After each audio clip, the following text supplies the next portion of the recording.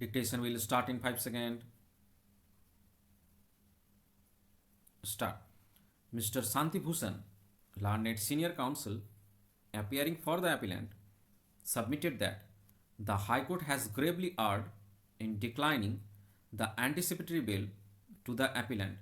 He submitted that Section 438 CRPC was incorporated because sometime influential people try to implicate their rivals in false cases for the purpose of disgracing them or for other purposes by getting them detained in jail for some days. He pointed out that in recent times, with the accentuation of political rivalry, this tendency is showing signs of steady increase. He submitted that the appellant has been implicated in a false case, and apart from that, he has already joined the investigation and he is not likely to abscond or otherwise misuse the liberty while on bail. Therefore, there was no justification to decline anticipatory bail to the appellant.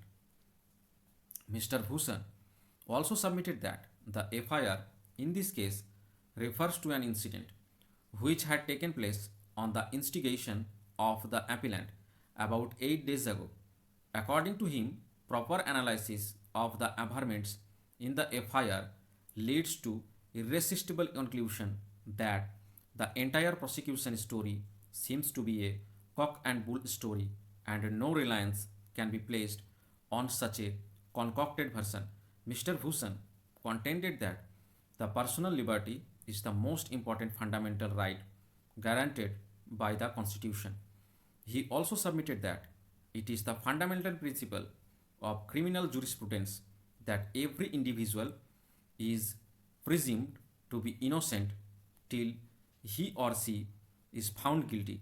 He further submitted that on proper analysis of section 438 CRPC, the legislative wisdom becomes quite evident that the legislature wanted to preserve and protect personal liberty and give impetus to the age old principle that every person is presumed to be innocent till he is found guilty by the court. Mr. Bhushan also submitted that an order of anticipatory bail does not in any way, directly or indirectly, take away from the police their power and right to fully investigate into charges made against the appellant. He further submitted that when the case is under investigation, the usual anxiety of the investigating agency is to ensure that the alleged accused should fully cooperate with them and should be available as and when they require him. In the instant case, when the appellant has already joined the investigation and is fully cooperating with the investigating agency, then it is difficult to comprehend why the respondent is insistent for custodial interrogation of the appellant.